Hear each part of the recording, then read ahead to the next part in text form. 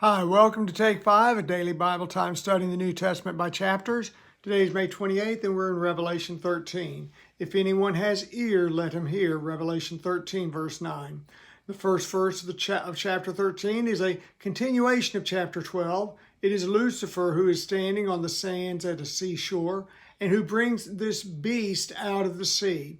Many different considerations are made as to the meaning of the horns and heads and all that is used to describe the beast, but at this point in time, it is still impossible to identify with certainty the names and nations who are involved.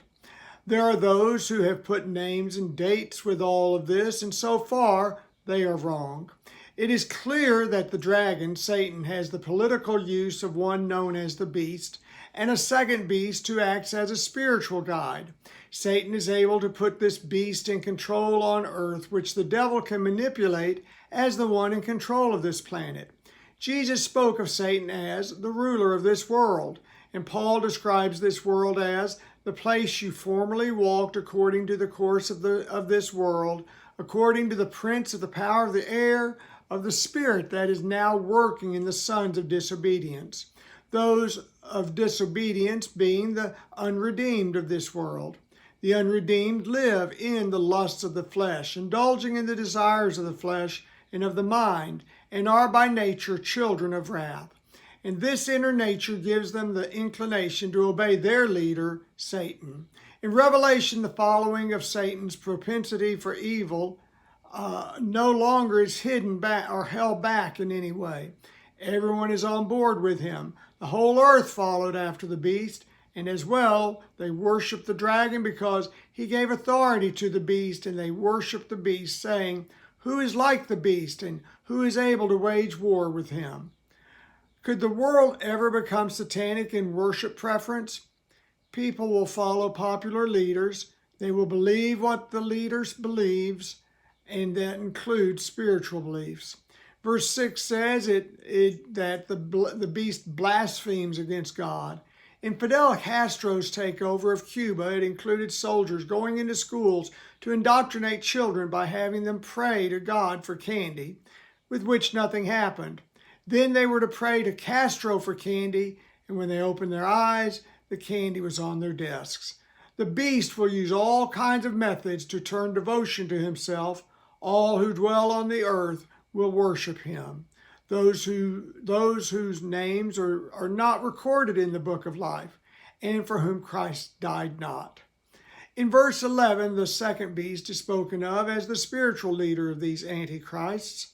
This religious leader makes the earth and those who dwell in it to worship the first beast, whose fatal wound was healed.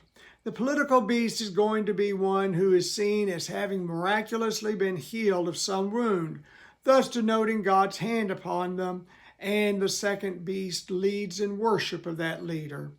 This is accompanied by signs to validate this all as coming from God.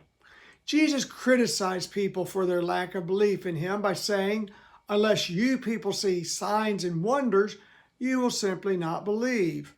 And in the end times, the devil knows how to sway people with the use of miraculous type signs.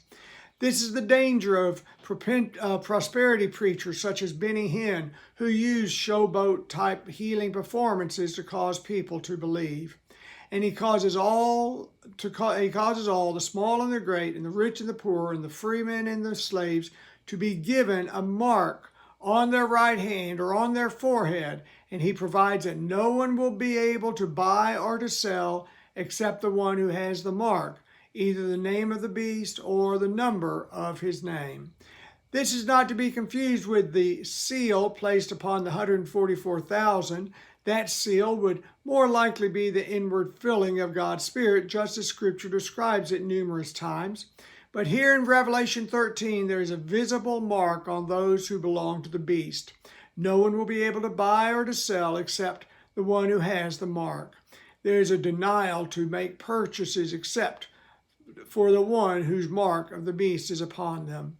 Many connect this with the chip implants, which are popular particularly with pets. But those aren't the same as this mark, for they aren't visible. Satan is going to make sure that the Christians are easily identifiable in the last days, so to be mocked and scorned in public.